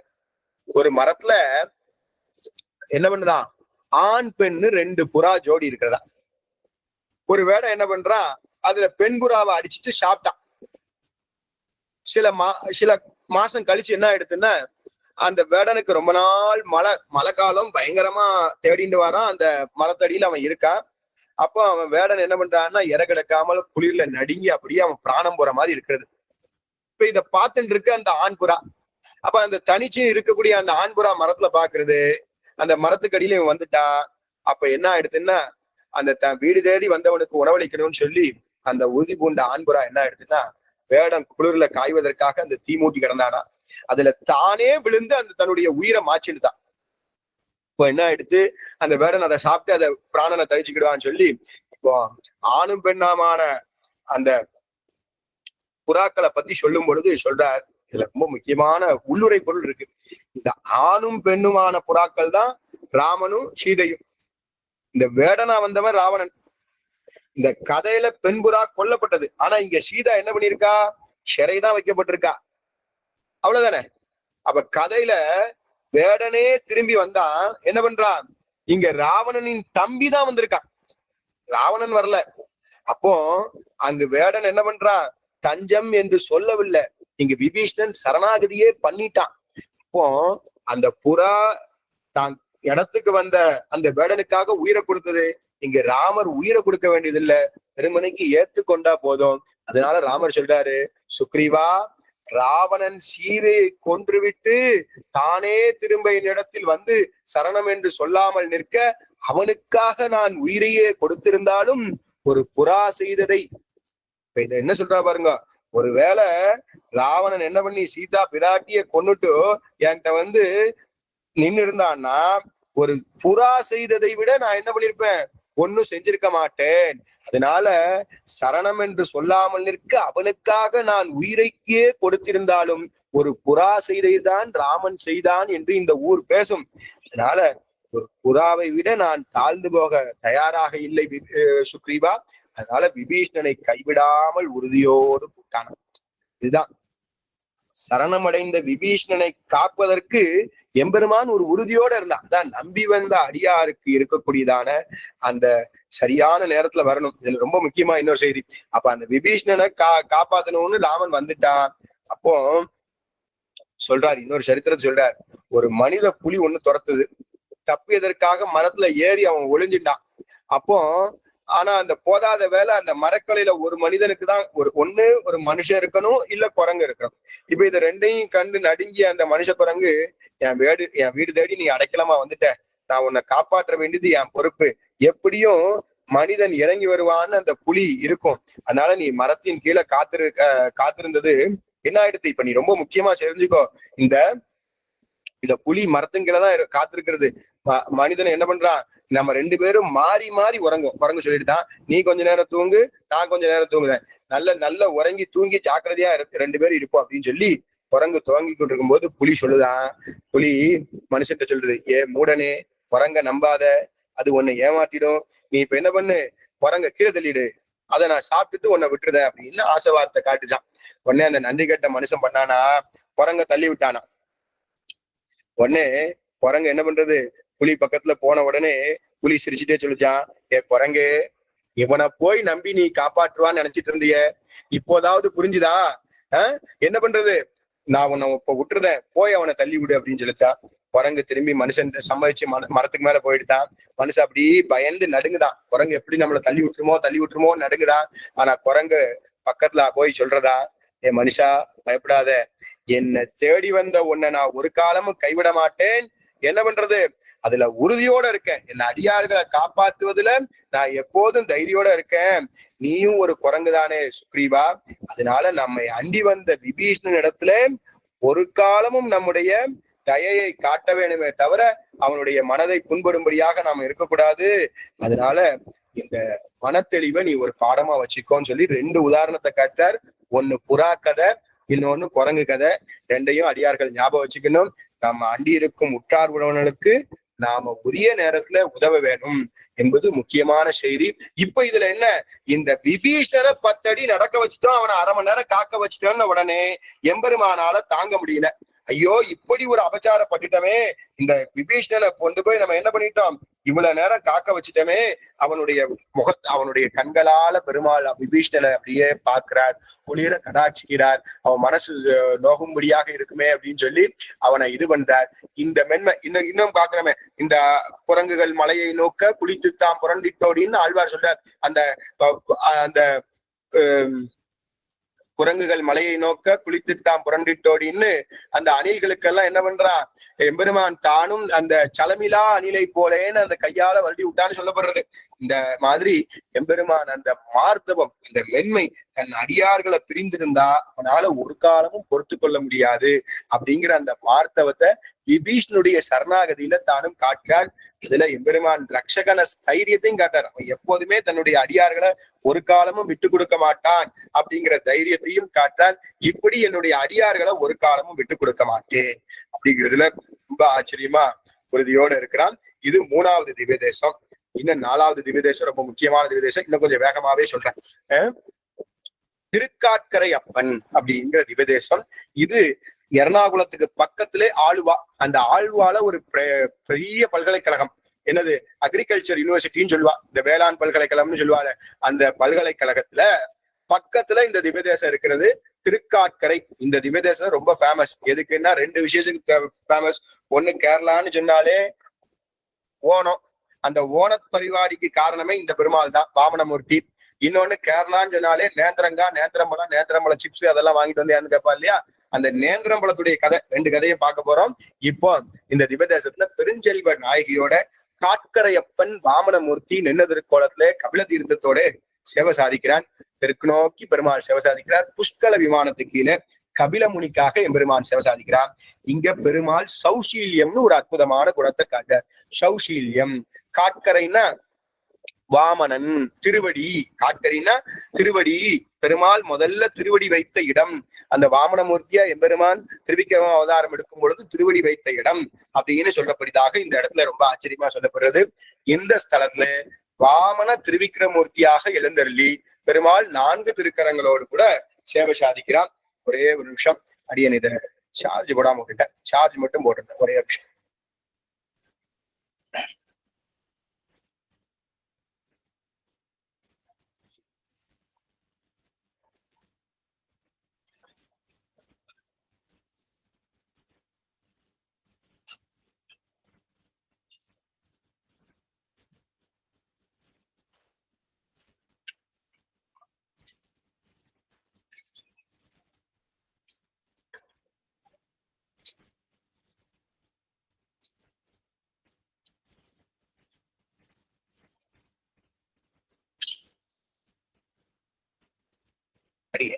க்ஷமிக்கணும். வாமன திருவிக்கிரமூர்த்தியாக எம்பெருமான் தானும் சேவை சாதிக்கக்கூடிய ஆச்சரியமான திவ்ய தேசம். இந்த திவ்ய தேசத்துல பெருமாள் திருவிக்கிரமனா சேவை சாதிக்கிறான். 4 திருக்கைகளோடு கூட வலக்கையிலே ஆளி, இடக்கையிலே சங்கு, பல திருக்களிலே தாமரை மலர்களோடு இருக்கக்கூடிய எம்பெருமான் ரொம்ப ஆச்சரியமாக சேவை சாதிக்கக்கூடிய எம்பெருமான். பெருஞ்செல்வ நாயகி, நிறைய செல்வத்தை உடையவளான தாயார வச்சுருக்கா. பக்ஷலவல்லின்னு பேரு. இந்த சேத்திரத்துல கபில ரிஷி ரொம்ப காலம் தபஸ் பண்றார். என்னது, பொதுவா பெருமாளை பார்க்கறது தானே தபஸ் பண்ண போறா ரிஷிகள்லாம். வேற இது வேணும் அது வேணும்னு எந்த காமியவின் பத்தியும் கேட்க போறது இல்ல. பெருமாள்கிட்ட என்ன கேட்கிறார், நீ வாமனனா அவதாரம் பண்ண அந்த திருவடியை சேவிக்கணும், அந்த லோகத்தால் அந்த திருவடியை சேவிக்கணும் அப்படின்னு 3 அடி மண் பிரார்த்தித்து அந்த திருக்கைகளை சேவிக்க வேணும்னு பிரார்த்தனை பண்றார். பெருமாளை உகந்து வாமனனா இங்க சேவை சாதிக்கிறார். அப்படி ரொம்ப ஆச்சரியமான திவ்ய தேசம். இன்னொரு சரித்திரம் சொல்லப்படுறது. ஒரு தனிக்கன் இங்க இருந்தானா. இந்த தனிக்கன் இங்க வசித்து வந்தா. அவனுக்கு வாழை தோட்டத்துல வாழைக்காய் காய்க்கவே இல்லை. அப்ப பெருமாள்கிட்ட சொல்றான், திருக்காட்கரை அப்ப இந்த பிரார்த்திச்சுட்டு என் தோட்டத்துல நல்ல வாழைக்காய் காய்ச்சி பழம் கொடுத்துச்சுன்னா நான் உனக்கு தங்கத்தால ஒரு வாழை கொலைய சமர்ப்பிக்கிறேன் அப்படின்னு பண்ணா. அப்போ பெருமாள் என்ன பண்றான், அனுகிரகம் பண்றான். அப்போ பெருமாளுடைய கடாட்சத்தினால அந்த வாழை மரத்துல நல்ல காய்ச்சி குலுங்குது. அவரு ஒரு சின்ன தங்க வாழை கொலைய கொண்டு வந்து கோயில சமர்ப்பிக்கிறான். சமர்ப்பிக்கும் போது அங்க ஒரு யோகி தபஸ் பண்ணிட்டு இருக்கார். நம்பூதிரி வழக்கம் போல அந்த கேரளா கோயில தீர்த்தமாட போகணும், நீர் அதனால அங்க வச்சுட்டு போகும் அப்படின்னு சொல்லி நேரா அங்க வாசல்ல வச்சுட்டு போன உடனே என்ன ஆயிடுத்து, தனிக்கனும் போயிட்டார். வச்சுட்டு தீர்த்தமாடிட்டு திரும்பி வந்து பார்த்தா வாழை கொலைய காணோம். பாக்குறாரு, அந்த நம்பூதிரி பாக்குறாரு, இல்லையே அப்படின்ன உடனே ராஜாட்ட போய் புகார் பண்ணிடுறார். யார புகார் பண்ண முடியும்? அங்க இருக்கக்கூடிய யோகிய சந்தேகப்பட்டுட்டார். உடனே ராஜாவும் நடந்ததை கேட்டுட்டு இந்த யோகி தான் குற்றம் பண்ணிருப்பாரோ என்னமோ அப்படின்னு சொல்லி யோகிட்ட விசாரிச்ச உடனே யோகிக்கு வருத்தம் தாங்க முடியல. யோகி என்ன பண்ணிட்டார்? தன்னுடைய தபஸ்ல ஐயோ அப்படின்னு சொல்லி பிராணனை போக்கிட்டார், ஆத்மகத்தி பண்ணிட்டார். அப்போ அவர் யோகி என்ன ஆயிட்டு இப்படி பண்ணினதுனால அவருக்கு ஒரு கிருத்தியா, அதாவது என்ன பண்ணிட்டார், ஒரு பிரம்மராட்சசா வந்துட்டார். உடனே என்ன ஆயிடுது, மறுநாள் காத்தால நம்பூதிரி வந்து திருமஞ்சனம் பண்ணி பார்க்கார், தண்ணி போகவே இல்லை. அந்த இடத்துல அந்த வாழைக்குலை, தங்க வாழைக்குலை இருக்கு. திரும்பி பார்த்து ஓடி வந்து ராஜாட்ட சொல்லி யோகிட்ட சொன்னா, யோகி அதுதான் தற்கொலை பண்ணிட்டாரு அப்படி பார்த்து மன்னிப்பு கேட்கிறார். யோகி ஒரு பிரம்மராட்சசா மாதிரி ஊரையே துன்புறுத்த ஆரம்பிச்சிட்டார். உடனே ராஜா பாக்குறார், ஐயோ என்ன இப்படி ஆயிடுது அப்படின்னு சொல்லி பெருமாள்கிட்ட பிரார்த்தனை பண்ணிடுறார். பெருமாள்கிட்ட பிரார்த்தனை பண்ணி பாக்குறார். அப்ப பெருமாளுடைய பிரார்த்தனையில ஒரு கிருத்திய யக்ஷிய அந்த யக்ஷி காவல் தெய்வமா வந்து அந்த யோகிட்ட சமாதானப்படுத்தி, ரெண்டு பேருமே அந்த பிரம்மராட்சசு யக்ஷி ரெண்டு பேருமே காவல் தெய்வமா இன்னைக்கும் அந்த பலிபீடத்திலையும் அவருக்கு சன்னதி வச்சுருக்கார். இப்படி எம்பெருமான் அந்த தனிகனுடைய தோட்டத்தை கடாட்சிச்சு, அந்த கடாட்சத்தினாலே விளந்த பழம்ங்கிறதுனால நேத்திர பழம் தான் என்ன எடுத்துன்னா, பழம் இல்ல பழம், நிறைய பேருக்கு உச்சரிப்பு மாறி போயிருது. அதனால அந்த கடாட்சத்தினாலே வந்த பழம் தான் நேத்திர பழம் தான் மாறி நேந்திர பழம்னு மாறிட்டு, அது இந்த ஊர்ல கிடைக்கக்கூடியதான ஒரு வாழைப்பழத்துக்கு உண்டான ஏற்றம். பெருமாள் திருவிக்கிரமனா பாதாளத்துக்கு அனுப்பப்பட்ட மகாபலி சக்கரவர்த்தி தான் நாட்டு மக்களை ஒரு முறை பார்க்கணும்னு ஆசைப்படுறார். அந்த நாளை கேரளால முக்கியமா இந்த திருக்காட்கரையில தான் அந்த ஓண பண்டிகை அப்படிங்கிறது கொண்டாடியாச்சு. சரி, இதெல்லாம் போக இப்ப நம்ம பார்க்க வேண்டியது அந்த ஆழ்வாருக்கு அந்த பெருமாள் காட்டிய குணம். போகத்தில் தட்டுமாறும் சீலம் காட்கரையிலே கரையளிக்கும். பகவான் ஆழ்வாருக்கு என்ன குணத்தை காட்டுறார்? ஷீலம். முதல்ல பாக்குறமே குணவான் அப்படின்னு ஒரு குணத்தை பாக்குறமே, அதாவது பெரியவன் எளியவன் என்கிற வேறுபாடு பார்க்காமல் இரண்டர கலக்கும் குணமாக அந்த பகவான் ஆழ்வாருக்கு அனுபவிக்கிறார். அப்படி பகவான் சேஷி, ஆழ்வார் சேஷன். அப்போ தலைவன் தொண்டன், சேஷின்னா தலைவன், சேஷன்னா தொண்டன். ஆனா இந்த திருக்காட்கரையில ஏதோ ஆசை, அந்த நிலையை அப்படியே மாத்திட்டு ஆழ்வாருக்கு தன்னுடைய பக்தனுக்கு தொண்டு புரியணும்னு பகவான் ஆசைப்படுறார். அப்ப காட்கரை ஆறு ஓடும் போது இந்த கரைக்குள்ளதானே போகணும். ஆனா இந்த இடத்துல அந்த கரையை அழிச்சிண்டு தன்னுடைய சேஷசேஷி பாகவத்தை மாத்திண்டு தன்னையே தொண்டனாகவும் ஆழ்வாரையே தலைவனாகவும் வைத்து தொண்டு புரிந்ததாலே இந்த திவதேசத்துல திருக்காட்கரையினுடைய அனுபவத்தில், அதாவது அந்த திருக்காட்கரையில பெருமாள் அனுபவிக்கக்கூடிய அனுபவத்திலே காட்கரையப்பன் என்ன பண்றான், அந்த சேஷசேஷி பாவத்தையே மாற்றான். அந்த சேஷசேஷி பாவத்தை மாத்தி அந்த திருக்காட்கரையில எம்பெருமான் சேவை சாதிக்கிறான் அப்படிங்கிறது இந்த திவதேசத்துல ரொம்ப ஆச்சரியமான பாசுரம். திருக்காட்கரை திவதேசத்துல போகத்தில் தட்டுமாறும் சீலம் காட்கரையிலே கரையளிக்கும். எம்பெருமான் ஆழ்வார் அனுபவிக்கும் பொழுது அந்த கரை, அந்த வாரிக்கொண்டு ஒன்னை விளங்குவன் காணின்னு சொல்றார். அதாவது என்ன பண்றார், காட்கரை ஏத்தும் அதனுள் கண்ணா என்னும் வேக்க நோய் கூற நினைந்து கரைந்துகும் ஆட்கொள்வான் ஒத்து என் உயிருண்ட மாயனால் கோட்கரைப்பட்டது என் ஆறுயிர் உண்டேன்னு அந்த திருக்காட்கரையில பெருகுமாள் நெஞ்சம் உயிரின் பரமன்னி பெருகுமாள் வேட்கையும் என் செய்கேன் தொண்டனேன் தெருவெல்லாம் காவிகளை திருக்காட்கரையப்பன் மருவிய மாயந்தன் மாயம் நினைதொரே அப்படின்னு ரொம்ப ஆச்சரியமா அந்த திருக்காட்கரையப்பனை பத்தி ஆழ்வார் ரொம்ப ஆச்சரியமா பாடியிருக்கார். அந்த திவ்ய தேசத்தை போலயே மலையாள இந்த ஸ்ரீராமாயணத்திலையும் அந்த காட்கரையில குணத்தை காட்டின மாதிரி எம்பெருமான் தன்னுடைய சீலகணத்தை பல இடங்கள்ல காட்டுறான். அது முதல்ல ராமாயணத்திலே ரொம்ப அப்படித்தானே, எம்பெருமானுடையதான குணம்னாலே அந்த சௌசீல்யம் தானே. பகவான் இங்க அவதாரம் பண்ணினதே சீலம்தான். குணமுடையவன் யார் அப்படின்னு கேட்டா, உயர்வு தாழ்வு பாராமல் எளிமையாக பழகக்கூடிய பண்பு உடையவன் யாரோ அவன் தான் குணமுடையவன். அப்படி அந்த பிரபாவம், இன்னைக்கு பண்பு ராம பிரபாவம்னு சொல்லுதமே, இந்த ராம பிரபாவம்னு பட்டியலிடும் போது இந்த சௌசீல்யம், இந்த கருணை, இந்த மார்தவம், இதை எல்லாத்தையும் பார்க்கிறோம். அதே தான் வால்மீகியும் பட்டு விடுறார். என்ன பட்டு விடுறார்? தர்மஜ்ஞ கிருதஜ்ஞ குணவான் வீரியவான் தர்மவான் கிருதஜ்ஞகா அப்படின்னு சொல்றாரு. அதை போல இவ்விடத்துல என்ன பண்றார் எம்பெருமான் தானும் என்ன பண்றான், ராவணனுடைய தொல்லை தாங்காமல், அரக்கனின் தொல்லை தாங்காமல் தேவர்கள் எல்லாம் பெருமாள்கிட்ட பிரார்த்திக்க அந்த இடத்துல இருந்து ராவணனை கொல்ல எம்பெருமான் சங்கல்பம் பண்ணி இங்க வந்து மனித உருவத்திலே அயோத்தியிலே தசரத மன்னனுக்கு மகனாக அவதரிச்சானே 50,000 ஆண்டுகள் புத்திர பேர் இல்லாத தசரதனுக்கு புத்திரகாமேஷ்டி யாகம் செய்ய அதனடியாக ராமன், பரதன், லக்ஷ்மணன், சத்ருக்கனன் துன்பமே அண்டாத இன்பமயமான வைகுண்டத்திலே ஆனந்தமாக இருக்கக்கூடிய எம்பெருமான் என்னவென்றான், இந்த பூலகத்திலே வந்து நம்முடைய 2.5 கலந்து 11,000 ஆண்டுகள் வாழ்ந்தான் என்று சொன்னால் அதுதான் சௌசீல்யம். நாம யாராவது அப்படி பழகுவோமா? நம்மோட கொஞ்சம் குறைஞ்சவா இருப்பா, அவளோட சமமா பழகுவோமா? பழக மாட்டோம். ஆனா ராமன் அப்படிதானே பழகிருக்கான். இனியாவது நாமும் அப்படி உயர்வு தாழ்வு பாராமல் பழக வேணும் அப்படிங்கிறத இந்த ராமச்சரித்திரம் காட்டுறது. இன்னொரு ஆச்சரியமான சரித்திரம், ராமபிரான் நாடு துறந்து காட்டு அடைஞ்ச போது முதல்ல யார பாக்குறான்? சிங்கிவேரிபுரம்னு ஊரை அடையிறான். அங்க வேடைத்தலைவன் படகோட்டியா குகன். குகன் எப்படிப்பட்டவன்? வேடன், அறிவிலும் ஒழுக்கத்திலும் உயர்ந்தவனாக இல்லாவிடலிலும் என்ன பண்ணினா, உள்ளன்போடு திணைமா கனிகளை சமர்ப்பித்தான். ராமன் சக்கரவர்த்தியினாக திருமகனாக இருந்தாலும் கூட ஒரு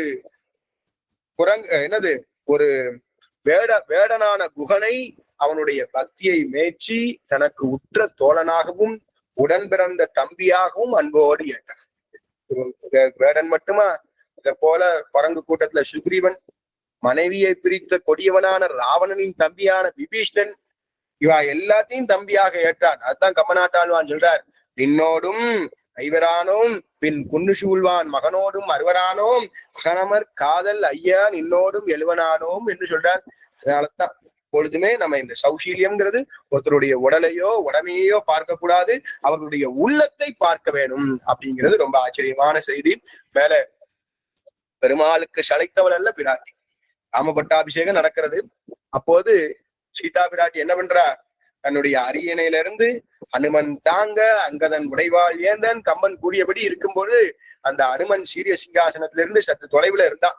அவர் தனக்கு செய்த பேருதவியை நினைச்சிட்டு எம்பெருமான் பார்த்து அப்படி கிடைக்கனால சீதை அவளுக்கு அந்த சமயத்துல ஏதாவது பரிசீலிக்கணும்னு சங்கல்பம் பண்ணிட்டு இந்திரன் தனக்கு அனுப்பியிருந்த முத்து மாலைய கைகள்ல ஏந்தி அந்த அரியாசனத்துல இருந்து எழுந்து பல அடிகள் நடந்து வந்து ஆஞ்சநேய சுவாமியை நோக்கி ராமனிடத்துல அதே சமயத்துல கஞ்சாடையால அனுமதி பெற்று அனைவரும் வியக்கும்படியாக ஆஞ்சநேயருக்கு பரிசளித்தார். தானி பட்ட மகிழ்ச்சி தன்னுடைய தொண்டன் இருக்கும் இடம் சேர்ந்து அந்த பரிசை கொடுக்காருன்னா அந்த எல்லாத்துக்கும் மதிப்பு கொடுத்து பழகுவதுதான் சௌசீல்யம். சௌசீல்யம்னாலே என்ன கருத்து? பிறப்பு, கல்வி, செல்வம், அழகு ஆகியவற்றை நம்ம பார்த்து யாரையும் பார்த்து அவமதிக்காம அவரவர்கள் உயர்ந்த உள்ளத்தை பார்த்து, நான் இன்ன படிச்சிருக்கேன், இவ்வளவு அழகா இருக்கேன், இவ்வளவு இந்த பிறப்பு பிறந்திருக்கேன், இதெல்லாம் பார்க்காமல் அவளுடைய உள்ளத்தை பார்த்து அதுல இனிமையாக பழகுவதே சௌசீல்யம். இதுதான் இன்றைய ராம பிரபாவம். 8:53 ஆயிடுது. 5 நிமிஷம் மீதி திவ்யதேசத்தை சொல்லிட்டு மற்றொரு சந்தர்ப்பத்துல இந்த ராம பிரபாவத்தையும் மலைநாட்டு திவ்யதேசத்தையும் தொடங்குவோம். நான் என்னமோ கொஞ்சம் கிடுகிடுன்னு ஆயிடும்னு பார்த்தேன். கொஞ்சம் நிதானமா சொன்னா நல்லதுங்கிறதுனால கொஞ்சம் நிதானமா சொல்லிட்டு இருக்கோம். மேல ரொம்ப ஆச்சரியமான திவ்யதேசங்கள் திருவல்லவாள் சுத்தி ஒரு 6 திவ்யதேசம் இருக்கு. இந்த சௌசீல்யத்தோட 4 குணங்களை பார்த்திருக்கோம். முதல்ல ஆண்டு சம்சியம்ன்ற கருணையை பார்த்தோம். அது திருநாவாய் எம்பெருமானிடத்துல அனுபவிச்சோம். அதற்கு மேல திருவுத்துவக்கோடு திவ்யதேசத்துல சர்வவித பந்துத்துவம் அப்படின்னு குலசேகர ஆழ்வாருடைய மங்களாசாசனப்பட்ட திவ்யதேசத்தை நாமும் அனுபவித்தோம். அதற்கு மேல எம்பெருமானுடைய திவ்யதேசம் அதியாச்சரியமான திவ்யதேசம் 3வது திவ்யதேசமா திருமூலிக்களம் அப்படிங்கிற திவ்யதேசத்தை அனுபவிச்சோம். திருமூலிக்களத்துல இருந்து எம்பெருமான் தானும் மார்த்தவம் அப்படிங்கிற மென்மையை காட்டினான். மேல அதியாச்சரியமான திவ்யதேசம் திருமூலிக்களத்துக்கு அப்புறம் திருக்காட்கரை அப்படிங்கிற திவ்யதேசம். அந்த இடத்துல சௌசீல்யம் அப்படிங்கிற குணத்தை அனுபவிச்சோம். மேலே 6 திவ்யதேசங்கள் பக்கத்துல இருக்கிறது. திருவல்லாவை சுத்தி இருக்கிறது. அது திருவல்லா பக்கத்திலே பிரதானமான திவ்யதேசம் கோலப்பிரான் எம்பெருமான் திருவல்லவாள் ஸ்ரீவல்லபனாக எழுந்திருக்கிறார். பக்கத்துல திருச்செங்கனூர், திருச்சிற்றாறு, குட்டநாட்டு திருப்புலியூர், ஆரன்முளா, திருவன்வண்டூர், அதுக்கப்புறம் திருக்கடித்தானம். இந்த 6 திவ்யதேசங்களும் பக்கத்துல இருக்கிறது. 6 திவ்யதேசங்கள்லயும் அத்தியுத குணத்தை காமிச்சிருக்கான். மேலே நமக்கு பக்கத்துல திருவனந்தபுரம் கேரளாவினுடைய தலைநகரமாக இருக்கக்கூடியதுல எம்பெருமான் ரொம்ப ஆச்சரியமா சாமியத்தை காமிச்சுண்டு கடுமிடராயவெல்லாம் கேசவா என்னன்னு அனந்தபத்மநாப சுவாமியாக சேவை சாதிக்கிறான். அதற்கு மேலே ஆதிகேசவ பெருமாள் திருவட்டாறுல சேவை சாதிக்கிறார். திருவாழ்மார்பன் திருப்பதி சாரத்துல சேவை சாதிக்கிறார். இந்த எம்பெருமான்களையும் இவர்களுடைய ராம பிரபாவத்தையும் அதிசீக்கிரமே மற்றொரு சந்தர்ப்பத்திலே அடியார்களோடு அனுபவிப்போம். பொறுமையோடு இருந்து கேட்டு சத்தை பெற்றதுக்கு அடியார்கள் அனைவருக்கும் பல்லாண்டு. நானும் கூட 2 சொல்லிடலான்னு பார்த்தேன். சரி, இன்னும் நிதானமாவே சொல்லுவோம், ஒன்றும் அவசரம் இல்லை. மலையாள திவதேசத்துக்கும் நீங்க யாத்திரை போகணும், அதற்கு ஒரு ஊற்றமாகவும் இது இருக்கணும். அந்த ராம பிரபாவத்தையும் நாம் அனுபவிக்க வேணும் என்று பிரார்த்தித்து அமைகிறேன். ஸ்ரீமதே ரம்யஜாமாதரம் நீந்திராய மகாத்மனே ஸ்ரீரங்கவாசினே பூயா நித்யஸ்ரீ நித்யமங்கலம் மங்களம் கௌசலேந்திராய மகனீய குணாத்மனே சக்கரவர்த்தி தனுஜராய சார்வபௌமாய மங்களம். ஜெய் ஸ்ரீராம், ஜெய் சீதாராம். அடுத்து வரக்கூடிய காலங்களிலே மதுரகவி ஆழ்வார் திருநட்சத்திரம் இருக்கிறது. கன்னி நட்சத்திரம் அனுபவிக்கணும். மேற்கொண்டுண்டான சத்தை பெற்று அனுபவிப்போம். யாருக்கும் எதுவும் சந்தேகங்கள் இருந்தா ஒரு 5 நிமிஷம் கேட்டு பூர்த்தி பண்ணுங்க. ஸ்ரீமதே ராமானுஜாய நமஹ. ஆச்சாரியின் திருவடிகளே சரணம்.